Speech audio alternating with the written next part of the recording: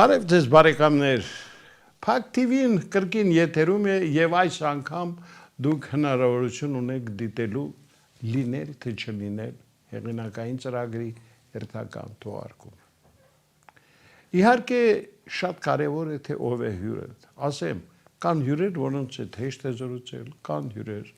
որոնք կարող են ցանկացած բայ քեզ անակնկալ մատուցել, կան հյուրեր, որոնք եւ ինչպես ասում են միշտ պատրաստ են ցանկացած հարցին պատասխանելու եւ շատ հաճախ անգամ կարող են վիրավորվել։ Բայց ով է մեր այսօրվա հյուրը։ Համառոտ շատ կարճ նրա մասին փոքրիկ տեսանյութ։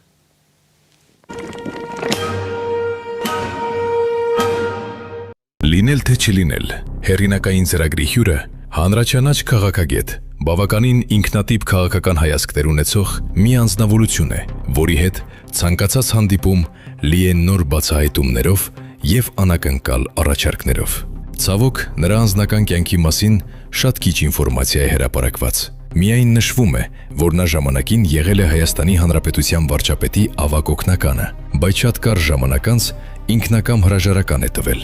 Թե ինչու այդ եւ մի շարք հարցերի մասին Հայկև կպատասխանի Համլետ Ղուշչյանի «Լինել թե չլինել» հեղինակային ծրագրում։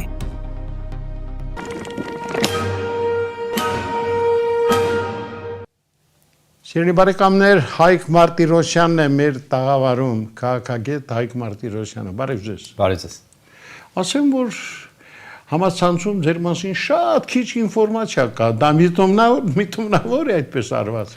Չէ, ես ինքս որևէ սահմանափակում չեմ արել, իհարկե եթե անունը գրվի, վստահ եմ, որ բազմաթիվ հարցազրույցներ եւ հարցազրույցներ կան, բայց ինֆորմացիա անձնական կյանքից չկա։ Անձնական կյանքից չկա, որովհետեւ ես փակ մարդ եմ անձնական առումով։ Ես չեմ սիրում իմ անձնական կյանքը ցուցադրել։ Սկանդալների մեջ հրապարակային չեմ հայտնվել հիմնականում եւ ուշադրություն չեմ դարձնում այդպիսի բաներին, այսինքն եւ ինքնագովազդով չեմ զբաղվում, ինձ հետաքրքիր չի իմ անձը դնել հրապարակում եւ ինչ որ բաներ կառուցել շուրջը, այնպես որ չկա, ուղղակի որովհետեւ հետաքրքրություն չկա եւ նաեւ որովհետեւ իմ գիտակից կյանքի մի հսկայական հատված Հայաստանում չեմ ապրել, հետեւաբար կարծում եմ, որ դա նույնպես ինչ որ առումով գործոն է։ Հայկ, մեկ շաբաթ առաջ այս տաղավարում մենք հյուրընկալել էինք Շանթ Հարությունյանին, չգիտեմ, դիտել ես լինել թե չլինել հաղորդումը, Շանթը մի քանի անգամ իջրատակեց Հայկ Մարտիրոսյանին, ասելով Հայկը այսպես, Հայկը այնպես, դիտել ես։ Դիտել եմ, մի անգամ եմ տեսել, մի հատված եմ տեսել, վերջում ժպիտ է առաջացել մոտս, Շանթը ինքնատիպ կերպար է, ես իհարկե այնպես չեմ խոսի իր մասին, ինչպես ինքը խոսեց իմ մասին, թեև ինքը նաև գնահատանքով խոսեց նաև, բայց սա, այդ հիմնական թեզը, որ Շանթը ասեց, դա միայն ինքը չի, որ ասում է, և այդ թեզին որպես թեզ կուզենամ անդրադառնալ, դա այն է, որ ես վատատես եմ և ես գտնում եմ, որ ամեն ինչ վերջացած է, հետևաբար ես հանձնված եմ, այդ շակերտների մեջ հանձնված և ես թևաթափ եմ և այսպես և այնպես։ Այդպիսի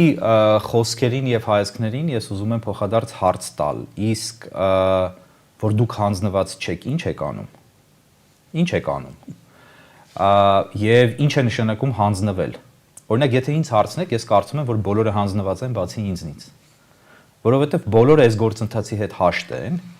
և գնում են առաջ, եթե անձնավորենք միգուցե Շանթը այդ առումով հաշտ չի, բայց հիմա իր անձի մասին չենք խոսում։ Բայց հետևյալն է իրականությունը։ Կա փաստ, կա իրականություն։ Հայաստանն այլևս որևէ շանս չունի լինելու Հայաստան, շարունակելու այն ընթացքը, որը եղել է մինչև հիմա։ Ընթացքը շարունակվելու է և շարունակվում է միայն մեկ առումով, հանձնման և ոչնչացման առումով Հայաստանի, որը բազմահազարամյա գործընթաց է, 1500 տարի առնվազն, և այդ գործընթացը շարունակվելու է մինչև արդեն վերջին կետ, այդ վերջին կետին ենք հասել հիմա։ Իմ մոտեցումը հետևյալն է, ես տեսնում եմ ինչ է կատարվում, ես գիտեմ, որ չկա ազգի մեջ պոտենցիալ, չկա ազգի մեջ հնարավորություն, չկա այն միտքը, որը այս ընթացքը կկասեցնի։ Եվ ես ընդունում եմ իրականությունը։ Ես ինքնախապեյությամբ չեմ զբաղվում,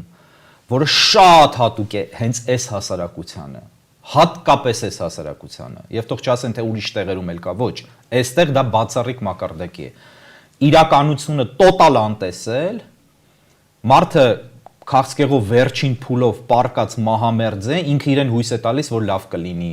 Հարազատները ասում են լավ կլինի, իրենք իրենց են հույս տալիս, որ կարող է բուժվի, հրաշք տեղի ունենա, հրաշք տեղի ունենում 1 միլիարդից մի դեպքում, բայց հազիվ թե այդ մի դեպքը ամեն դեպք լինի։ Եւ ես դա չեմ ընդունում, ես իմ մտածողությամբ չունեմ հայկական մտածողություն։ Եվ այդ առումով անընդունելի եմ հայ հասարակության համար հիմնականում, որովհետև ես տեսնում եմ այն ինչ կա եւ ասում եմ այն ինչ կա, եւ ինձ թույլ եմ տալիս առերեսվել իրականությանը, փոխանակ կեղծ հույսեր տալու եւ ինքս ինձ բարձրացնելու իբրև թե ես պայքարում եմ։ Միգուցե ես եմ իրական պայքարողը, բայց ես չեմ համարում անգամ, որ ես եմ պայքարում, որովհետև պայքար չի կարող լինել միայնակ։ Պայքարը գոնե թիմային երևույթ է։ Թիմ չկա, թիմը դա հասարակությունը պիտի լինի կամ հասարակության որոշակի ծանրակշիռ հատված։ Դժգոհ հատված այո կա, բայց պայքարող հատված հայության մեջ չկա։ Եվ հայ ժողովուրդը չի կարող, չունի կարողությունը, եւ կարողությունը ֆիզիկական կարողության մասին չի։ Չունի ներքին կարողությունը պայքարելու եւ չունի նաեւ ցանկություն պայքարելու, սա ամենակարևորն է։ Հիմա եթե ես արձանագրում եմ այս փաստերը եւ ես ինչ ասել եմ իրականացել է, դուք ինքներդ հետևել եք ընթացքին երկրի եւ նաեւ իմ խոսքերին ծանոթ եք, չկա մի կարևոր կանխատեսում, որ ես արած լինեմ եւ տեղի ունեցած չլինի։ Դա նրանից չի, որ ես վանգանեմ, կամ ես պայծառատես եմ, կամ ես բացառիկ հանճար եմ, չէ, այդպես չի։ Ես ուղղակի տեսնում եմ այն ինչ կա, ունեմ որոշակի մասնագիտական կարողություններ, չեմ խափում ինքս ինձ, աշխատում եմ իմ վրա անընդհատ եւ արձանագրում եմ այն ինչ կա, փաստերը։ Եվ որը գրեթե ոչ ոք չի անում։ Ես ամբողջ Հայաստանում ընդամենը 2 հոգի, Հայաստանում չէ, հայության մեջ ընդամենը 2 հոգի գիտեմ, որոնցից մեկը Սփյուռքում, անունները չեմ տա, ովքեր իրականությունը տեսնում են եւ պատկերացնում են։ Եվ մենք երեքս էլ սովետական շրջանի ծնունդ ենք։ Չարիքի կայսրության մեջ ենք ծնվել, բայց միաժամանակ այն վերջին սերունդն ենք, որ այդ կայսրությունը պարտադրում էր որոշակի ստանդարտներ իր ճորտ հասարակություններին։ Հիմա այդ ստանդարտները չկան։ Եվ հայ ժողովուրդը ապրում է իր ուզածով, անում է իր ուզածը, ընտրում է իր նմաններին, գնում է իր երազած ճանապարհով եւ հրաժարվում է մի բանից, որը ինքը մշտապես պատմության մեջ դիտարկել է որպես ավելորդ բեռ, դա սեփական պետություն ունենալն է։ Եվ եթե ես սա արձանագրում եմ եւ ասում եմ, որ չկա փրկություն չկա, ես հանձնված եմ, ճշմարտության մեսենջերին, այսինքն մունետիկին, ճշմարտության քարկոծում եւ սպանում են փոխաբերական առումով։ Որովհետեւ դու ասում ես այն ինչ կա, բայց այս հասարակությունը ոտքից մինչև գլուխ, մինչև եղունգի ծայրը ոտքի խափեությամբ է ապրում։ Ինքն իրեն է խափում, միմյանց են խափում, աշխարհին են խափում։ Բայց այստեղ ամենասարսափելին իրենք իրենց խափելն է։ Գիտես, հայ, ես արդեն բավականին ժամանակ է ինչ շփվում եմ քեզ հետ, Փառք Աստծո լավ ճանաչել եմ նաև ծնողների հետ, լուսահոգի հայրը շատ պատկառելի մի ազնվորություն էր, ես նրան ինչ-որ տեղ համարել եմ նաև իմ ուսուցիչներից մեկը, ով ինձ շատ ճիշտ խորհուրդներ է միշտ տվել, եւ զարմանալի չի, որ նա պիտի այսպեսի զավակ ունենար, մարդ, որը շատ ռեալ է, եւ միջազգային հարցերի շուրջ տեղի ունեցող զարգացումներին, եւ մեր առօրյա դու շատ ռեալ մոտեցում ունես։ Երբեք չես սիրում ինչ-որ բան չափից ավելի ֆետիշացնել կամ հակառակը, ինչ-որ բան փորձել այսպես փնովել կամ ցեղ շպրտել ինչ-որ մեկի։ Բայց զարմանալին գիտես որն է, Շեքսպիրյան հայտնի այդ լինել թե չլինելու այդ հարցադրումը մարդկությունը իր արժև դրել է դեռ իր ծննդյան առաջին օրվանից։ Եվ փաստորեն ամեն անգամ, երբ առիթ է եղել այդ հարցին պատասխանել, դու ունեցել ես քո կայուն տարբերակը։ Մենք իհարկե մեր ծրագրի վերջում ես կփորձեմ քեզ խնդրել, որ պատասխանես լինել թե չլինել ավանդական հարցադրմանը, բայց հիմա ուզում եմ գալ այն վերջին զարգացումներին, թեպետ դեռ 1 տարի առաջ, եթե չեմ սխալվում, հիմա մենք մի տեսանյութ ենք դիտելու։ Միջազգային իրադարձություններին առնչվող տեսանյութերում դու շատ հստակ գնահատականներ ես տվել։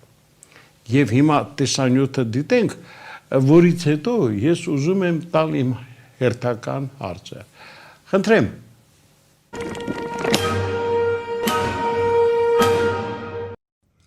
Այս իրավիճակը բնորոշ չէ միայն Գազայի իրադարձություններին պատմական կոնտեքստում, ինչպես նաև սա բավական հետաքրքիր է զուտ քաղաքական եւ քաղաքագիտական տեսանկյունից, որովհետեւ բավական աննախադեպ երևույթներ են տեղի ունեցել, որոնք այդքան էլ աննախադեպ չեն պատմական առումով, բայց այսօրվա մասշտաբայնությունը նկատի ունենալով, ինչպես նաև երկրների հանգամանքը եւ անսպասելիությունը, այնուամենայնիվ կարող են որակվել նաև որպես աննախադեպ։ Առաջինը այս պայմանավորվածության մասին հայտարարեց նախագահ Դոնալդ Թրամփը, Իսրայելը բավական ժամեր լուռ էր եւ այդ հայտարարությունը հիմնվում էր այն բանի վրա, որ Համասը ըստ էության շատերի համար անսպասելիորեն ընդունել էր նախագահ Թրամփի առաջարկը։ Եվ երկար պատերազմելուց հետո ընդունել նախագահ Թրամփի առաջարկը բավական տարօրինակ կարող է թվալ, նկատի առնելով այն հանգամանքը, որ մշտապես պաղեստինցիները համարել են եւ պնդել են, որ Միացյալ Նահանգները անկողմնակալ չէ այս կոնֆլիկտում իր միջնորդությամբ եւ սատարում է Իսրայելին։ Ակնհայտորեն Միացյալ Նահանգները մշտապես սատարել է եւ սատարում է Իսրայելին։ Բայց այս գործարքը հենց դրանով է եւ այս հայտարարությունը հենց դրանով է շատ հետաքրքիր, որովհետեւ սրան արմատապես դեմ է Իսրայելի պետությունը եւ մասնարարապես Բենյամին Նեթանյահուի խիստ աճ կառավարությունը։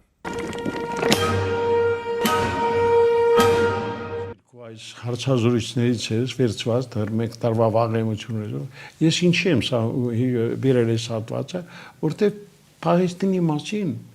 մենք այն պատկերացումը չենք ունեցել։ Փաստորեն մի կտոր հողակտորի համար այդ մարդիկ միջև վերջ իրենց կռիվը տվեցին։ Մի բան, որը չեղավ Ղարաբաղում։ Մենք Արցախը լքեցինք առանց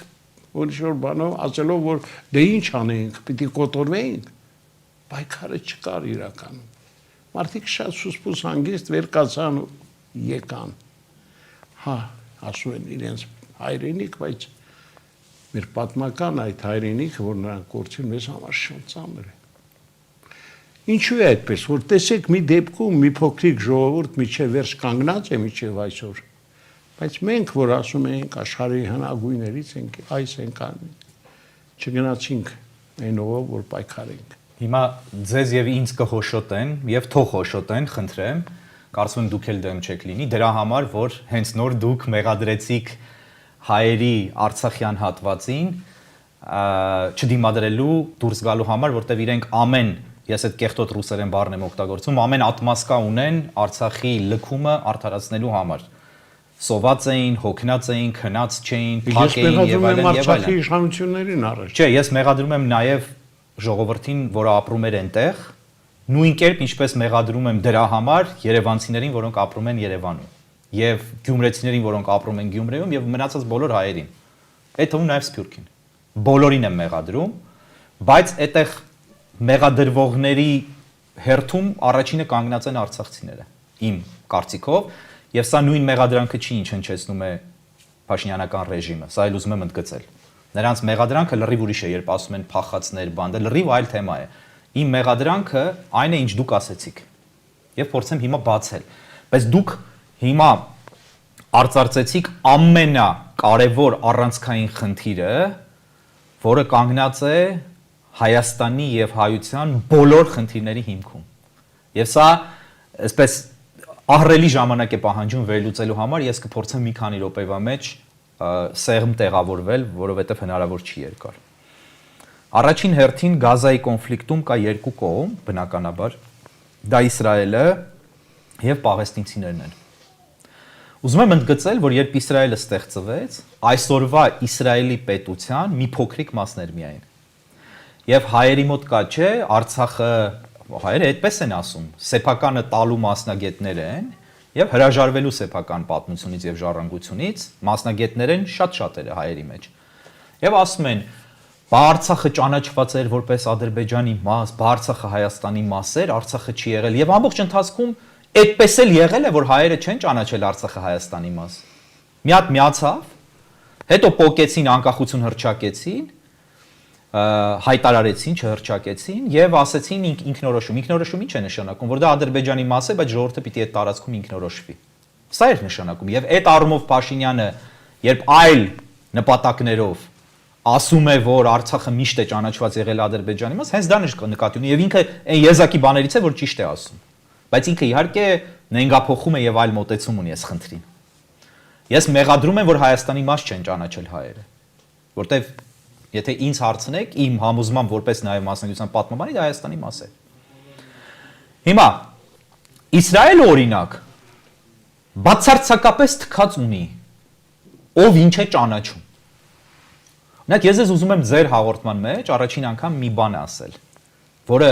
հայկական տիրույթում ընդհանրապես որևէ մեկը չի լսել եւ չգիտի եւ այլ տիրույթներում էլ նույնպես։ Իսրայելի դրոշին երբ նայում եք, ինչ սիմվոլներ կան այդ դրոշի վրա։ Երկու գույն կա, սպիտակ եւ կապույտ։ Երկու գիծ կա եւ մեջտեղում Մագեն Դավիդն է, այսինքն Դավթի աստղը, որ հնագույն նշան է։ Բայց ինչ են այդ երկու գծերը։ Այդ երկու կապույտ գծերը սպիտակ դրոշի վրա ինչ են։ Դա երկու գետերն են։ Գետից գետ Իսրայելի գաղափարն է, որը ներառում է իր մեջ անգամ այսօրվա Իսրայելից շուրջ 4-5 անգամ մեծ տարածք, որին Իսրայելը հավակնում է։ Եվ լինելով շատ փոքրիկ պետություն 48 թվականին ստեղծման պահին, լինելով էգզիստենցիալ վտանգի մեջ, ընդունել են այդ դրոշը, որ դա է իրենց երազանքը։ Եվ քայլ առ քայլ գնում են այդ երազանքի իրականացմանը։ Քայլ առ քայլ։ Եվ թքած ունեն ով ինչ է համարում։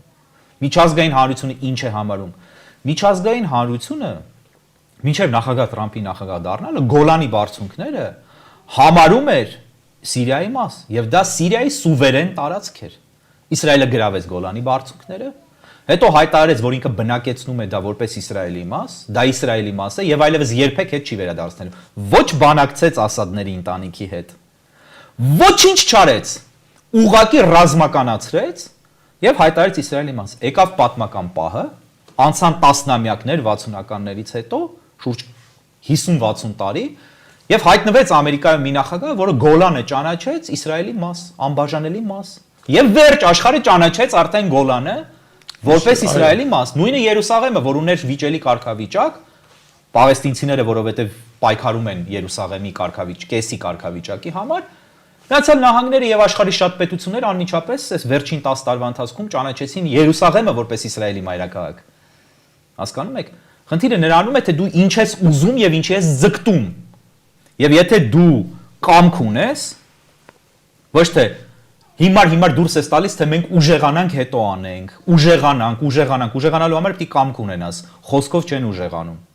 Խոսքով մինչև հիմա ուժեղացել, հզորացել աշխարհը գրավել են միայն հայերը։ Եթե դու ունես, դու հասնում ես դրան։ Հիմա Պաղեստին կոչված տարածքը, պայմանականորեն կամ Պաղեստինը մի տարածք չի։ Դա արևմտյան ափն է եւ Գազան է, պայմանական անուն է։ Պաղեստինն էլ կեղծ անուն է, դա հռոմեացիների դրած անունն է։ Իրականում պաղեստինցիներին չի պատկանում։ Պատմականորեն դա հրեական հող է։ Հրեական տարածքներ են։ Եվ հրեաները համարում են, որ իրենք նվաճողներից շուրջ 2000 տարի հետո կամ 1500 տարի հետո ազատագրում են իրենց հայրենիքը։ Մյուս կողմում այդ նվաճողները, որոնք երկար դարեր ապրում են այդտեղ, նրանց սերունդները, այսպես կոչված պաղեստինցիները, պայքարում են մինչև վերջին խազը։ Եվ Իսրայելը ուզում է ազատվել այդ մարդկանցից, որպեսզի այդ տարածքը ազատվի, եւ չի կարողանում, որովհետեւ կա ահռելի դիմադրություն, սոված, չքնած, անտուն, իրենց քաղաքները 95%-ով ավերված, սարսափելի աղքատության մեջ, առանց առողջապահության համակարգի, զրոյական ոչինչ չունեցող, զենք, տանկեր, հրետանի, օդանավեր չունեցող ժողովրդի կողմից ահռելի դիմադրության է հանդիպում։ Աշխարհի երկրորդ փաստացի հզորագույն բանակը, դա իսրայելական բանակն է։ Այո, Չինաստանի բանակը ավելի հզոր է, ավելի ծավալուն է եւ այլն, Թուրքիային էլ։ Բայց կարողությունների առումով իսրայելական բանակը Միացյալ Նահանգների բանակից հետո երկրորդ ամենաէֆեկտիվ բանակն է։ Եվ այդ բանակը չի կարողանում այդ ինչի, որովհետեւ կամք ունեն։ Եվ մի խոսքա, որ հայրս ասում էր եւ Կոնֆուցիոսին է պատկանում, չինացի խոշոր փիլիսոփա եւ չինական ամբողջ գաղափարախոսության հիմնադրի, ասում է ինչ է պետք թշնամուն դիմադրելու եւ հաղթելու համար։ Կոնֆուցիոսը պատասխանում է հաց, զենք եւ ոգի։ Ասում է իսկ եթե երկու բան, ասում է զենք եւ ոգի։ Ասում է իսկ եթե մի բան ոգի։ Այսինքն առանց զենք, առանց հաց, միայն ոգով կարելի է դիմադրել եւ հաղթել։ Մի բան, որը չկա այստեղ։ Հիմա բացատրեմ Արցախի պահը ինչ տեղի ունեցավ եւ ինչի ենք մենք այդ ժակյուզը, այսինքն ես մեղադրում եմ անում։ Ժակյուզ ֆրանսերեն արտահայտություն է հայտնի, հիմա չխորանանք դրա մեջ։ Այսպիսի դեպքերում է օգտագործվում։ Որովհետեւ կար զենք, կար հնարավորություն պահելու Արցախը, բայց ընդամենը 9 ամիս լինելով շրջափակման մեջ, ընդ որում 20 թվականի պատերազմից հետո որևէ հարց բարձրացրած չլինելով, քաղաքական, հրապարակային, խաղաղ, արցախցիները որևէ հարց չբարձրացրեցին Երևանի իշխանությունների առջև, որևէ հարց լինելով առաջնային տուժողները պատերազմի, որևէ հարց չբարձրացրեցին։ Արայիկին թողեցին նախագահ, այսպես կոչված նախագահ, իրենց ղեկավարությանը պահեցին, ոչինչ չարեցին, Արայիկին տեղում պատասխանատվության չկանչեցին իրավական։ Եվ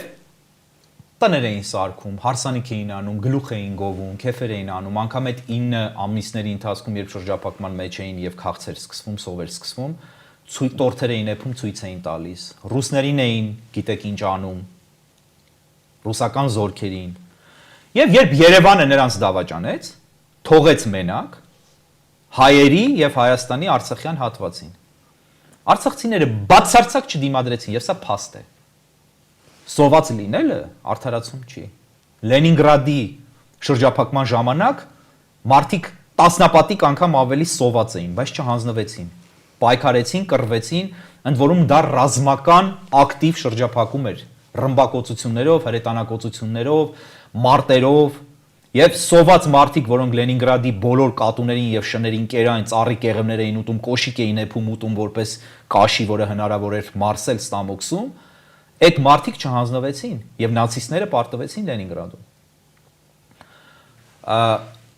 Այդ արդարացումները, այս ազգը ունի ամեն ինչի արդարացում իրարած ամեն ինչի համար։ Հարցը նրանում է, թե ով է գնում այդ արդարացումները։ Ինքը վաճառում է ինքն իրեն, ինքը գնում է։ Այո, արցախցիներին Երևանը դավաճանեց։ Ոչ միայն արցախցիներին դավաճանեց, Երևանը դավաճանեց Հայաստանի մաս Արցախին։ Սա փաստ է։ Այո։ Բայց դա չի նշանակում, որ իրենք չունեին զենք եւ չէին կարող դիմադրել։ Իրենք կարող էին դիմադրել։ Իրենք կարող էին դիմադրել ինքնուրույն։ Իրենք կարող էին ամբողջ Հայաստանի ճակատագիրը որոշել դրանով։ Եվ հավատացնում եմ ձեզ, այսպիսի կապիտուլյացիա ոչ մի պատերազմում վերջին 45 թվականից հետո որևէ տեղ չի եղել։ Սա անվերապահ կապիտուլյացիա է, ընդ որում առանց կռվի։ Երբ ասում ենք 44 օր, ես մի անգամ ձեր տաղավարում եմ ասել։ Դա մի ամբողջ 44 օր չէր, դա ընդամենը 44 օր էր։ Ընդամենը, որից հետո կամավոր եւ ինքնական փլուզվեց հայկական ամեն ինչը, ներառյալ պետությունը։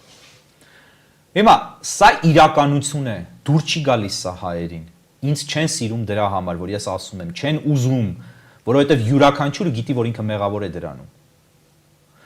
Չեն ուզում ընդունել, չեն ուզում իմանալ իրենք ով են, իրենք ինչ են արել։ Իրենք ուզում են իրենց լավ զգալ, որ իրենք բարձր են, իրենք լավն են, միգուցե բարձր են, միգուցե լավն են, բայց այս ամեն ինչը իրենք արել են։ Եվ ավարտեմ հիմա, այս համատեքստում այսպիսի չդիմադրել Սա առաջին դեպքը չի, պարոն Հուշյան։ Անին է նվիրաբերվել։ Կարսն է նվիրաբերվել սկուտերի վրա։ Նվիրաբերվել է նաև Նախիջևանը։ Նվիրաբերվել է նաև Արցախը մինչև այս նվիրաբերումը։ Եվս մեկ կամ երկու անգամ նայած ինչպես նայենք։ Նվիրաբերվել է Բաքուն, որի մասին ես բազմաթիվ անգամներ խոսել եմ արդեն հետում եւ ձեր տաղավարից։ Նույն գեներալ Դանստերվիլի պատմությունը, որ ես ամեն տեղ նստում պատմում եմ եթերներում։ Երբ հայերը չուզեցան Բաքուն պահել հայկական եւ հարձակվեցին գեներալ Դանստերվիլի վրա, պահանջելով, որ բրիտանական զորքերը գան Բաքուն պահեն իրենց համար, եւ իրենք չուզեցան կազմակերպվել եւ ուժ դառնալ։ Չկա ցանկություն, բեռ է, պրոբլեմ է պետություն պահելը մենթալիտետի մեջ։ Եվ սա է պատճառը, որ կարող է Գազայում նվաճողների սերունդները սոված, սովահար, անզեն, չգիտեմ, բոբիկ, տկլոր, պայքարեն, ահռելի, հզոր կամային պետության դեմ եւ կարողանան պահել, ես իրենց կողմից չեմ, պաղեստինցիների կողմից չեմ, հստակ ասեմ, բայց փաստն եմ արձանագրում։ Իսկ հայերը լինելով բնիկներ, հանձնեն իրենցը եւ քանի որ չկա այս վերլուծությունը, ես դիտվում եմ որպես արմատական, ես դիտվում եմ որպես աննորմալ, որպես վատ բաներ խոսող, որպես չարագուշակ բաներ ասող։ Կներեք, բայց ես ճիշտն եմ ասում։ Այո, ավելին ասեմ ձեզ, փաստորեն արցախցիների այդ հանձնումը, երբ որ դրվեց Արցախում արցախցիների լինել թե չլինել հարցը, նրանք կտրեցին չլինելը։ Այո։ Այո, որովհետև ես չեմ պատկերացնում ինչ է նշանակում մի շաբաթում 150,000 հոգի Չակերտների մեջ ստերիլիզացնի իր 3000-ամյա բնակության տարածքը, իր հայրենիքը, ծնողների գերեզմանները, ահռելի մշակութային շերտը։ Սա մարդկության պատմության մեջ նախադեպ չունի։ Ինքնակամ առանց պատերազմի, առանց դիմադրության։ Ես կոչ չեմ անում, որ դիմադրեն, որտեվ ես հիմար կոչեր չեմ անում։ Անիմաստ կոչ չեմ, ես փաստ եմ արձանագրում։ Կապեցին բողջաները մեքենաների գլխին, հիմա որ ասում ես հարձակվում են վրա եւ քեզ շփոթում են ԿՊ-ականների հետ։ Որ աբսուրդ է, որտեվ իսկ ԿՊ-ականները գիտեն, որ կետին խփեն, իրենք գիտեն, որ այդպես է եղել եւ իրենք օգտագործում են այդ հանգամանքը աչքները մտցնելով, բայց իրենց օրակարգով, որը շատ տարբեր է իմ ասած։ Իրենց տարբերակով։ Տեսա Հայկ, մենք շշատակեցինք Իսրայելը։ Վերջերս Իսրայելի կառավարությունը ճանաչեց հայոց ցեղասպանությունը։ Ինչը այնքան էլ միանշանակ չընդունվեց Հայաստանի իշխանությունների կողմից։ Այս մասին ինչ կա։ Ոչ միայն իշխանությունների, այլև ժողովրդի։ Պարզ է, որ իշխանությունների կողմից չպետք է միանշանակ ընդունվեր։ Ես ձեզ ասեմ, ես իշխանություններին չեմ քննադատում այլևս։ Ինչ քննադատեմ։ Ես գիտեմ այս իշխանությունները ինչ իշխանություններ են եւ ինչ են անում։ Ինձ իրենք ընդհանրապես հետաքրքիրել չեն։ Եթե նկատել եք, ես անգամ իշխանության ղեկավարին չեմ այլևս քննադատ, որտեղ անիմաստ եմ համարում։ Մենք գիտենք այդ մարդը ինչ քաղաքականություն ունի։ Ընդհակառակը ես սկսել եմ այդ մարդուն ավելի հարգել, որտեղ այդ մարդը կամայնորեն իր գիծը տանում է առաջ եւ ստանում է ժողովրդի աջակցությունը։ Այո, եւ ժողովուրդ։ Հա, եւ այդ մարդը պարզվեց, եւ այս մասին եթե թույլ կտակ ասեմ մի փոքր շեղվելով կվերադառնամ Իսրայելի թեմային։ Հիշում եք Քոչյանը երբ ասեց ով է այն տղամարդը, ուզենալով ասել, որ ինքն է այս երկրում միակ տղամարդը։ Պարզվեց գերադրական աստիճանով հայության մեջ ոչ միայն այս երկրում կա միայն մի տղամարդ եւ դա Նիկոլ Փաշինյանն է։ Եվ ես ասում եմ առանց կատակի եւ առանց հեգնանքի։ Այդ մարդը պիտի տղամարդ լինես այդքան, որ մի ամբողջ ազգի ճակատագիր մի մատի շարժումով որոշես, ինչ ուզենաս հասնես դրան, ոչնչից չվախենաս, եւ մի հատ էլ այդ ազգը քեզ սատարի։ Դուք այս իրավիճակի ֆանտաստիկան պատկերացրեք հələ։ Դրա համար ես անձին իրեն ընդհանրապես այլևս չեմ էլ անդրադառնում։ Ես ինչ ասեմ ձեզ, իրականում ես այդ մարդուն սկսել եմ հարգել։ Հասկանում եք։ Հիմա եւ այս խոսքերը իմ բան են անելու, նենգափոխելու են բան եւ այլն եւ այլն։ Լավ, վերադառնանք ցեղասպանության պահին։ Իշխանությունը բնականաբար չէր ընդունելու դա, որովհետեւ իշխանությունը թուրքական գծի մեջ է։ Իշխանությունը թուրքական օրակարգ է իրականում, իսկ Թուրքիան Իսրայելի հակառակորդն է։ Այսօր համար առաջին, Իրանից ավելի, որովհետեւ Իրանից ավելի վտանգավոր է Իսրայելի համար։ Բայց որ ժողովուրդն է դժգոհ դրանից, դա զարմանալի չի, բայց դա սարսափելի է։ Ինձ համար զարմանալի, որովհետև դա լրիվ տեղավորվում է հայկական, քաղաքական մտածողության եւ խոհապիլիսոփայության շրջանակների մեջ։ Լիովին ինչ որ լավ է հայկական շահերին, հայ ժողովուրդը դա պիտի բնորոշի որպես վատ հայկական շահերի համար։ Պարտադիր պայման է դա։ Ես տասնյակ անգամներ ասել եմ, ձեր եթերից էլ ասեմ, չկա հայ ժողովուրդը երբևէ բաց չի թողնում որևէ շանս, իրեն տրված բոլոր շանսերը բաց թողնելու։ Եվ սա այդ հերթական բանն է։ Մունատ են գալիս, դուք տեսաք են Մոլուքով նախկին երիտասարդին, որ ռոք է նվագում, որի խմբի անունն է System of a Down։ Սերժ Թանգյանի։ Այո, որի սուրճի անունը Կավատ է։ Կավատ սուրճի տիրոջ ելույթը տեսաք ինչպես էր նա հայհոյում Իսրայելին եւ ասում FU, այսինքն քո, այսինչ այնինչ հայհոյում էր, ինչի ես ճանաչել քո սեփական շահերից ելնելով, երբ որ պետք էր մեզ դու չէիր ճանաչում։ Սա միայն այս ազգի մեջ կարող ես այսպիսի մոտեցում տեսնել։ Եվ Սերժ Թանկյանը հայի շատ հետաքրքիր եւ ոչ յուրօրինակ տեսակ է։ Յուրօրինակ չի ինքը միակը չի։ Հիմա միայն հայը կարող էր այդպիսի բան անել։ Մնացած բոլոր ազգերը կասեին վայ ինչ լավ է, որ իրենք չէին ճանաչում առաջ իրենց շահերից ելնելով։ Հիմա ճանաչեցին։ Ինչ լավ է, որ այդ պահը եկավ։ Չէ, կանգնում հայհոյում են, որտեվ կա էլի աննորմալ ակնկալիք աստվածային արդարության հոգուտ իրենց բոլորի դեմ, ընդ որում զուգահեռաբար նրան, որ իրենք այդ արդարությունը իրենց հանդեպ չեն անում։ Հայերը ուրիշներից պահանջում են այն իրենց համար, ինչը իրենց համար չեն անում, ինչին իրենք դեմ են։ Իրենք ուզում են Թուրքիայի վասալ դառնա Հայաստանը եւ դարձել է, եւ դրան չեն խոչընդոտում եւ քվեարկում են դրա օգտին, բառացիորեն քվեատուփերի մոտ, բայց միաժամանակ հայհոյում են նրան, ով իրենց օգտին Թուրքիայի դեմ քայլ է անում։ Հիմա Իսրայելը դա արեց սեփական շահերից ելնելով, շատ լավ արեց։ Նախկինում չէր ճանաչում, շատ լավ էր անում։ Իր շահը այդպես էր ենթադրում։ Դուք ձեր շահերով առաջնորդվեիք։ Այս հակաիսրայելականությունը Հայաստանը դագաղի մեջ դիակ է։ Բայց այդ դագաղի բոլոր մեխերը չի, որ խփված են դեռ։ Սա ամենամեծ մեխն է հակաիսրայելականությունը եւ հակահրեականությունը, հակասեմիտիզմը Հայաստանում, որը սկսել է ծաղկել ավելի քան առաջ։ Ցավալիորեն։ Իսրայելը Հայաստանին անելու է այն, ինչ որ Թանկյանն էր ասում Իսրայելին։ Բացառված չի, որ Թանկյանին էլ լավ չվերաբերվեն։ Բարձր։ Այդ խոսքերի համար։ Ինչի, որովհետև դու չես կարող քո բնական դաշնակցին, իսկ Իսրայելը Հայաստանի բնական դաշնակիցն է, ինչքան էլ որ հայերը թուրքական եւ ռուսական ռոպագանդայով Իսրայելին համարեն իրենց բոլոր դժբախտությունների մեղավորը։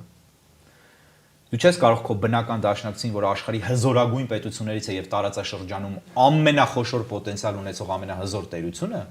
փոքրիկ պետություն, բայց տերություն է, դարձնել քեզ թշնամի եւ հաղթել այդտեղ։ Քո բնական դաշնակցին հետ մղել նրան եւ նետել նրան քեզ կլանել ցանկացողի գիրք, Ադրբեջանի գիրք, իսկ Ադրբեջանը շատ խելացի է։ Ադրբեջանը լինելով մամեդական երկիր, լինելով Թուրքիայի մերձավորագույն դաշնակիցը, լինելով երկրորդ թուրքական պետությունը, մերձավորագույն դաշնակից է դարձրել ինքն իրեն, Իսրայելին ինքն է առաջարկել այդ դաշնակցությունը Իսրայելին եւ ամեն ինչ արել է Իսրայելի համար, եւ Իսրայելը ճիշտ է արել, որ Ադրբեջանի հետ դաշնակցել է։ Եվ Իսրայելը ինչ էլ անի այս տարածաշրջանում ճիշտ է անելու։ Դա լինելու է հայերի ընտրությունը եւ Իսրայելի արձագանքը հայերի ընտրությանը։ Կընտրեին հայերը լինել Իսրայելի դաշնակից, որ շատ կուզենար Իսրայելը, որովհետեւ աշխարհագրորեն եւ կարեւորությամբ փոքրիկ աղքատ Հայաստանը եւ մշակութային առումով շատ ավելի ձեռնտու է Իսրայելին որպես դաշնակից, քան Ադրբեջանը։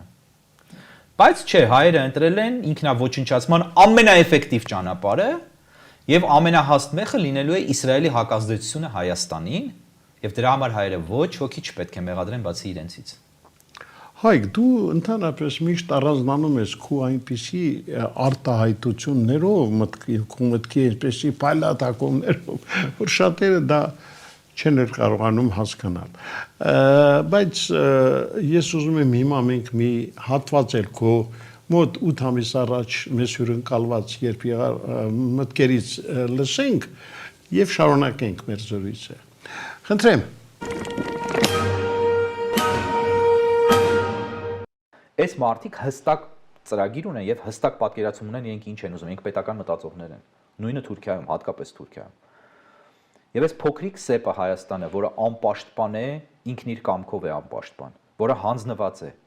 Եթե կանգնած է իրենց դիմաց, եթե դու ունես գիշատիչներ եւ դու ունես խելոք կանգնած ինչ որ մեկը իրենց առջև։ Այդ գիշատիչները, որ քաղցած են, եւ իրենց երազանքն է այդ խելոք մեկին ուտելը։ Չեն ուտելու, ինչ են անելու, սպասելու են, թե նստելու են հետը բամ, ոսպ ուտեն։ Չէ։ Հիմա այս իրավիճակում, երբ որ մենք գնացքը չենք կանգնեցնում եւ մենք ունենք երկու շատ արմատական կարդինալ խնդիր։ Մենք չունենք միայն մեկ խնդիր, ինչպես հակամարտող կողմերից թեկուզ աշխարհում տարբեր հակամարտող կողմերից թույլ կողմն ունի, դա հակառակորդի դեմ պայքարելն է։ Մենք այդ խնդիրը չունենք միայն։ Դա մեր երկրորդ խնդիրն է, որտեղ առաջի խնդիրը ներքին աղետաբերությունը կասեցնելն է, ներքին ռեժիմի դեմ պայքարելն է,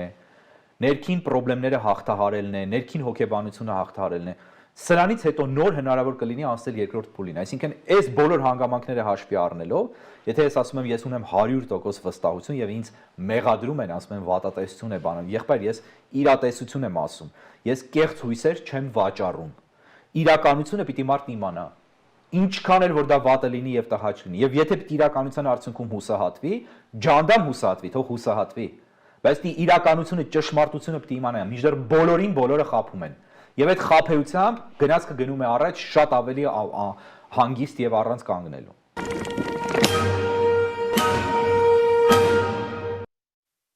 Շարունակում ենք ծրագիրը, Հայկ Մարտիրոսյանն է Փակ TV-ի լինել թե չլինել հեղինակային ծրագրի տաղավարում։ Հայկ, ամիսներ առաջ երբ դու մեր հարևան տաղավարում այս մտքերը արտահայտեցին, շատերը նորից անգամ մեզ մեղադրեցին, ինչու եք բերում Հայկ Մարտիրոսյանին տաղավար, նա այսպես ոչ լավատեսական։ Դե իրենց մտավոր թմրանյութը չեմ տալիս, էլի, իրենց հաճելի բանը, որ իրենք իրենց խափեն նստեն։ Ավելի լավ է ասում եմ ինքնախաբեությամբ զբաղվենք, հաստեր ռեալ ճշմարտություն լսենք, սա արդեն պարադոքս է։ Պաթոլոգիա ես կասեի։ Այո, պաթոլոգիա ճիշտ է։ Ամեն անգամ երբ բարիտ է լինում այդ ռեալ ճշմարտության մասին խոսելու չես դժվարանում։ Նայեք, իրականում շատ լավ հարցեր եք տալիս։ Իրականում հեշտ չի։ Ոչ ոք չի ուզում բոլորի կողմից բոլոր ասելով պայմանական, որովհետև շատ-շատերը կան, որ համակրում են ինձ եւ ես դա տեսնում եմ եւ դա աճում է ժամանակի հետ, բայց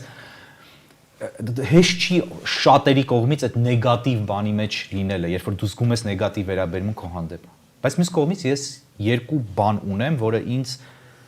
փրկում է այդ առումով։ Փրկել մի քիչ բարձրագոչ է, բայց բարձրախոս է հնչում, բայց այդպես է։ Առաջինը ես թքած ունեմ։ Ով ինչ է մտածում իմ մասին։ Ինձ այնքան չի հետաքրքրում, չեք պատկերացնի։ Ես այդ առումով շատ անկախ մարդ եմ։ Ես կախված չեմ ուրիշների կարծիքից, ես սա ձև չեմ թափում։ Այն ինֆլուենսերներ կան, որ ասում են դու պիտի սիրես քեզ, բան ինչ որ հիմար բաներ են դուրս տալիս, չէ, այդպես չի։ Ու պիտի քեզ սիրես, բայց դա այդ թեման չի, որ դու ուշադրություն չդարձնես ուրիշներին, չէ։ Ես իրոք ինձ չի հետաքրքրում ուրիշների կարծիքը։ Լավ կարծիքը շատ լավ է։ Վատ կարծիքը, եթե ես ինքնակենադատություն ունեմ շատ ուժեղ։ Եթե ես գտնում եմ, որ դրա մեջ ճշմարտության հատիկ կա կամ ճշմարիտ է, ես դաս եմ խաղում, ընդունում եմ։ Բայց այս հասարակության մեջ շատ քիչ մարդ կա, որ կարող է ինձ քննադատել։ Կրկին, ոչ թե որտեվ ես հանճար եմ կամ լավագույնն եմ, այլ որտեվ այստեղ պիտի նայենք, թե հասարակության որակը ինչպիսին է եւ դու ինչպիսին ես։ Ես գիտեմ, որ ես իմ հասարակությունից իմն էլ չեմ համարում։ Ես գիտեմ, որ ես այս հասարակությունից տարբեր եմ։ Անչափ մեծամիտ է հնչում, բայց կներեք այդպես է, ես դա գիտեմ, որտեվ ես ին վրա աշխատում եմ, հասարակությունն իր վրա աշխատում է, որ հետ գնա։ Ես աշխատում եմ, որ առաջ գնամ։ Տարբերություն կա։ Ես սա փաստ է։ Եմ մենակ ես չեմ այդպես։ Ես էլի մարդիկ գիտեմ մի քանի հոգի, որոնք առաջ են գնում եւ նայում են եւ ասում են, «Էս ինչ հասարակություն է»։ Սա մեկ, որ ինձ հետաքրքիր չի, ինձ հետաքրքիր է իմ գաղափարակիցների վերաբերմունքը իմ հանդեպ։ Այդ դա իմ համար կարևոր է։ Ոչ թե նրա համար, որ ես ինձ շրջապատում եմ լավ ասողներով, լավ մտքերով, ես ինձ ոչ հոգով էլ չեմ շրջապատում։ Ես շատ քիչ մարդկանց հետ եմ շփվում եւ դա իմ ընտրությունն է։ Բայց ես այդ մարդկանց հարգում եմ։ Մարդիկ, որոնք կիսում են իմ գաղափարները, իմ հետ նույն գծի վրա են եւ այլն, թեկուզ տարբեր վարյաց։ Ես այդ մարդկանց հարգում եմ եւ այդ մարդկանց կարծիքը վերաբերմունքը իմ համար կարեւոր է։ Բայց մեկ-մեկ տեսնում եմ, որ այդ մարդիկ էլ մեկ էլ վեր են կենում, ինչ որ մի հատ բան են ասում, հայհոյում են, չգիտեմ, ինչ որ միտեղ դուրը չի եկել։ Այնպես որ ես գիտեմ, որ adekvatության խնդիր կա այստեղ եւ ես պիտի հաշվի առնեմ դա։ Հետեւաբար բանի տեղ չեմ դնում։ Երկրորդ հանգամանքը նա է, որ իրականում ես գտնում եմ, որ ես անում եմ մի բան, որը ոչ ոք չի անում։ Եվ իմ առաքելությունը միգուցե դա է, ոչ թե պայքարել, բան, չէ, ես միգուցե սա պայքար է, միգուցե ես այդ առումով բնորոշում չեմ տա, բայց ես չեմ էլ համարում պայքար։ Ես գտնում որ պայքար չկա եւ ես միայնակ Դոն Կիխոտ լինել չեմ կարող։ Տեգը հանեմ, ընկնեմ ջրաղացների վրա եւ միայնակ կռվեմ ջրաղացների դեմ, որովհետեւ ես այստեղ միայնակ դու Դոն Կիխոտ ես լինելու։ Իսկ Դոն Կիխոտը ամենաիմաստուն, ամենախելացի մեկը չէր։ Թեև ինքը կարծում էր, թե ինքը պայքարիստ է։ Թող Սանչո Պանսաները մտածեն, որ իրենք պայքարում են։ Կամ Դոն Կիխոտից ավելի հիմար Դոն Կիխոտները։ Պայքար չկա, պայքարող չկա, պայքարող ուժ չկա։ Ես ինչ եմ անում։ Ես արձանագրում եմ իրականությունը։ Ինչի եմ ես դա անում։ Էլի շատ པարզ պատճառով եւ շատ բարդ պատճառով, որովհետեւ ես գտնում եմ, որ ես պատմաբան եմ եւ պատմաբանի որդի եմ, եւ խոշոր պատմաբանի որդի եմ։ Ինձ համար կարեւոր է, ես գիտեմ պատմության արժեքը։ Կարևոր է, որպեսզի պատմության մեջ վերջապես լինի մի ճշմարիտ խոսք, որտեղ մանավանդ այս ինֆորմացիոն եւ խոսքի ահռելի աննախադեպ պատմության մեջ ծավալների մեջ։ Եթե դու չունես ճշմարիտ խոսք, 100 տարի հետո եթե մի ինդոնեզացի կամ իտալացի պատմաբան հետաքննի արդեն վերացած հայ ժողովրդի պատմությունը, այս փուլը թե ինչ եղավ եւ ուսումնասիրություններ գրել, որտեղ գրվելու են, որտեղ սա եզակի դեպք է մարդկության պատմության մեջ։ Չի հասկանալու ինչի եղավ եւ ինչ եղավ եւ ամեն հիմար բան, ինչ որ այսօր արևմուտքում անգամ գրվում է Հայաստանի մասին, սպրդելու է դրա մեջ, իսկ պատմական ճշմարտությունը կարևոր է մարդկության համար, ժառանգության համար։ Հայերի համար դա արդեն կարևոր չի, որտեղ հայ չի լինելու։ 100 տարի հետո հայ չի լինելու։ Այս ընթացքը առանց Հայաստան չկա հայ, չկա սփյուռք, մնաց սուտ խոսքեր են մնացածը։ Եվ Հայաստան չի լինելու։ Շուտով։ Արդեն չկա իմ կարծիքով, եթե ինձ հարցնեք։ Սա մեկ, երկրորդ հերթին ես կարծում եմ, որ բուժման հրաշքի, որտեղ ես գտնում եմ, որ դիակ է, պարկած է, մեռած է, անգամ 4 փուլի վերջի օրերի քաղցկեղ չի, մեռած է։ Բայց Հիսուս Քրիստոսը գա եւ Ղազարոսին հարություն տա, այդ սցենարի համար պիտի գոնե իմանանք, թե Ղազարոսը ինչից է մեռել կամ ինչից էր մեռնում։ Հետևաբար ես կարծում եմ, որ երևույթները պիտի ես վերլուծեմ, իմ հավատալիքն է։ Մանավանդ սա իմ մասնագիտությունն է, ես ամենից լավ իմ կյանքում անում եմ սա։ Մի քանի բան կա, որ ես լավ եմ անում կյանքում, բայց իմ արհեստը եւ իմ արվեստը քաղաքագիտությունն է, պատմության վերլուծությունն է։ Եվ ես կարծում եմ, որ պիտի ես հավատացած եմ, որ դա է իմ կոչումը։ Ես այն մի բանը, որ ես ամենալավն եմ կարողանում անել, ես պիտի անեմ եւ ասեմ սա է ախտորոշումը։ Սա է ախտը։ Եթե դու ուզում ես շանս ունենաս չնեղելու դագաղի մեջ, որ Հիսուսը գա քեզ հարություն տա, եթե դա լինելու է այդ մասշտաբների հրաշք, ապա դու պիտի իմանաս ինչն էր քո ախտը, որն էր քո հիվանդությունը, որ հետո հարություն առնելուց հետո էլ քեզ չոչնչացնես էլի, չթողնես այդ հիվանդությունը քեզ ուտի։ Հասկանում եք, մի քիչ պատկերավոր եմ ասում, բայց այլ կերպ չեմ կարող բացատրել եւ բնորոշել։ Ես սա եմ եսամ, ես չունեմ ոչ մի խնդիր, ես քաղաքական պայքարի մեջ չեմ։ Ես հավատացած եմ, որ ես այլևս այս պահին այդպես եմ մտածում, որ ես այլևս որևէ քաղաքական ուժի չեմ սատարելու։ Որ ես ոչ ոքի այլևս հայության մեջ չեմ հավատալու։ Ես բացարձակապես իշխանության դեմ չեմ պայքարում։ Այլևս չեմ պայքարում, միգուցե ինչ որ ժամանակ պայքարել եմ։ Ինչի համար։ Ոչ թե որտեվ ինձ առել են, ես ծախվել եմ, այդ հիմարությունները ազգը եթե անընդհատ բոլորին կասկածում է ծախված լինելու մեջ, ուրեմն իրոք մի բան կա։ Բայց դա չի նշանակում, որ 100-ից 100-ն են ծախված, միգուցե մեկը ծախված չի։ Եվ այդ չծախվածը հաստատ ես եմ, որտեվ ես գիտեմ, որ ես ոչ մեկի չեմ ծախվել։ Բայց իհարկե իմիջիայլոց ասեմ ձեզ, հեչ վատ չէր լինի, որ իմ գաղափարակիցները, ասենք, ինձ աջակցեին, ֆինանսական բան լիներ, կառույց լիներ, ուղղակի զուտ մտային աշխատանք կատարելու համար, ինչը հայության մեջ չկա։ Հայության մեջ դա էլ են համարում ծախված, եւ իրենք սիրում են ձրի լսել։ Ամեն ինչ ձրի լսել, առանց հասկանալու, որ այդ մարդիկ էլ կարիք ունեն սատարման Ամերիկայում եւ Իսրայելում ահռելի հսկայական ինստիտուտ է դա, մտածողություն եւ փիլիսոփայություն, քաղաքագետներին, լավագույն պատմաբաններին, հարուստները, կարողները կամ ուղղակի պարզ ժողովրդական զանգվածները ճակերտների մեջ վարձում են եւ ասում են շարունակիր քո գործը անել, մի զբաղվիր ճաշեփելով, մեքենա նորոգելով, չգիտեմ, լվացք անելով լվացքատանը քո տան լվացքը, մի արա դա, քեզ փող որպեսզի դու դա չանես, զբաղվես քո գործով, միայն քո գործը արա, դու լավ ես անում դա։ Էդ էլ չկա այստեղ։ Դե պրիմիտիվագույն մտածողության մեջ ինչ պիտի լինի։ Սա է ծախված բաների առումով։ Բայց ես կարծում եմ, որ ես պիտի դա անեմ, որտեվ ես դա ամենալավն եմ անում։ Եվ պիտի ասեմ, այս սա է խնդիրը։ Պիտի լինի մեկը, մի բժիշկ պիտի լինի, ես բուժող չեմ, բայց ես ախտորոշող եմ։ Բժիշկը եւ MRI-ը, որ Հայաստանում MRT են ասում, այդ ապարատը կամ CAT-scan-ի, CT scan-ի ոնց են ասում, կատեն։ Այո։ Ռուսերենից են գողացել լպստել այդ բառը։ Կատեն, MRT-ն եւ բժիշկը դրանք տարբեր բաներ են։ Ես MRT-ի դեր եմ կատարում կոպիտ ասած։ Ես կարող եմ եւ բժիշկ լինել, բայց ես, չէ, եւ վերադառնամ իմ ասացին ամբողջ ասեմ, ես իշխանության դեմ ինչի չեմ պայքարում հիմա։ Եվ ինչի չեմ համարում, որ ես իշխանությունը ինչ չի հետաքրքրում, որտեղ այդ իշխանությունը իշխանություն չէր լինի, եթե չլիներ հայ ժողովուրդը։ Մենք վերջին ընտրություններում դա տես, հայ ժողովուրդը չլիներ այսպեսին ավելի շուտ ներողություն, ուղեմ ինձ։ Ես կարծում եմ, որ պիտի պայքարել հայ ժողովրդի մտածողության որոշակի աղետալի տարերի դեմ։ Բայց անգամ այդ պայքարը ես չեմ տանում, գիտեք ինչի։ Որտեվ այլևս անգամ դա էլ չէ, որտեվ գիտեմ, որ այդ մտածողությունը չես փոխելու։ Պիտի ախտորոշումը տաս, թուղթը թղթի վրա գրած տաս, ասես այս խնդիրներն են հայտնաբերվել, սրանք են խնդիրները, նայիր։ Հետագայում քո երեխաները այս նույն խնդիրները, գենետիկ խնդիրները, ասեն գենետիկ ինչ որ մուտացիաներ ենթադրենք, հա, մարդիկ ունենում են, չէ, գենետիկ մուտացիաներ, գրեթե բոլորը ունեն։ Կունենան, իրենք կիմանան, որ կա այս ախտը պիտի բուժվի։ Երեխա չես ունենա կմեռնես կգնաս, կիմանաս, չես ունենա, քո մասին քո կենսագիրը կունենա, ինչ է։ Այ ես դա եմ անում։ Ես չեմ պայքարում։ Ես համարում եմ այս իրավիճակում պայքարն անիմաստ, որտեվ չունես զինակից, որտեվ միայնակ չես կարող պայքարել, Նժդեհի եւ Անդրանիկի ժամանակները անցել են, ընդ որում նրանք էլ միայնակ չէին, թեև ամեն մեկը մի 15 հոգանոց զորք ուներ մեծ հաշվով։ Այդ բանը, Նժդեհը երբեմն միայն 10-15 զինակիցով էր։ Հետևաբար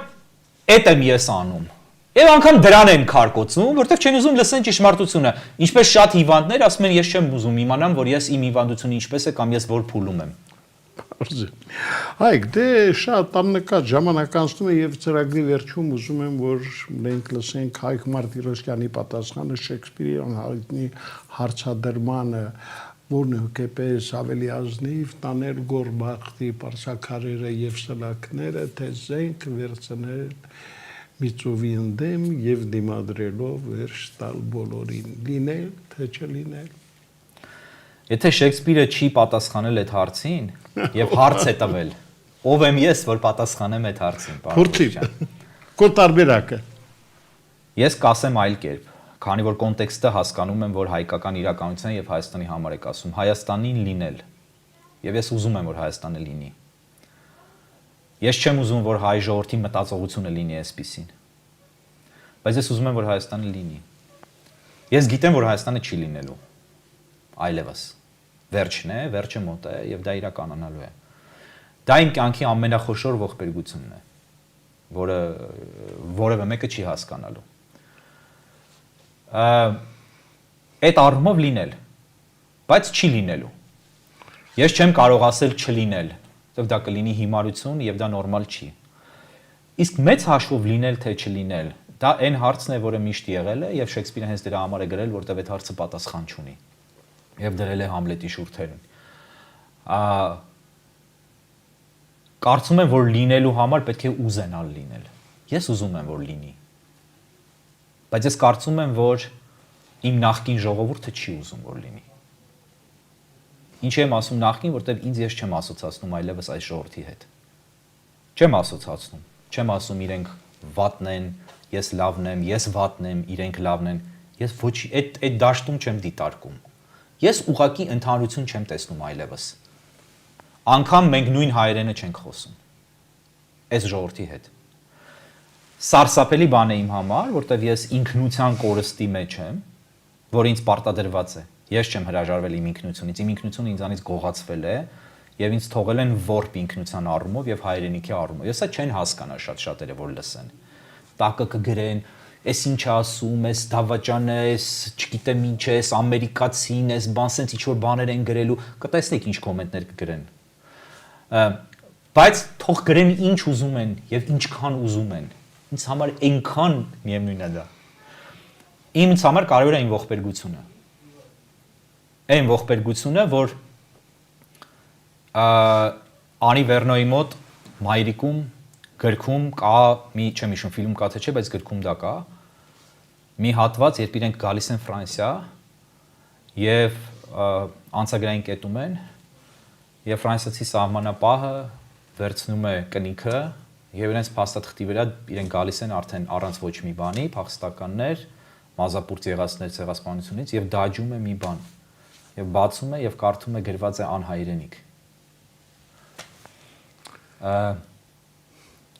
Անհայրենիք լինելը ամենասարսափելի բանն է։ Այո, Հայկ, շնորհակալ եմ ակեղծրույթի համար։ Ես եմ շնորհակալ։ Ես միշտ գնահատել եմ քո անկեղծությունը։ Դա իհարկե գեներով է գալիս, հայրդ էլ հրաշալի իսկապես պատմաբան էր, ազնվորություն,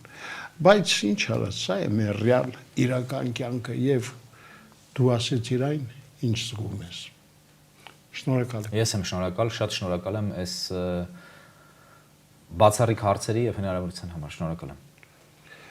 Սիրելի բարեկամներ, այսօր մենք իսկապես հրաշալի հյուր ունեինք, քաղաքագետ Հայկ Մարտիրոսյանն էր։ Իհարկե, առաջիկայում սպասեք, որքան էլ Հայկը այսպես իփոքր այսպես վատ է տրամադրված վաղվա օրվա հետ կապված, բայց դա իր տարբերակն է, իր պատկերացումների, մենք ոչ մեկ իրավունք չունենք բռնանալու այդ կարծիքին, բայց այնուամենայնիվ ես գիտեմ, որ ներքուս նրա մեջ կա լավատեսության այդ կայծերը։ Այսօր այսքանը, ցտեսություն։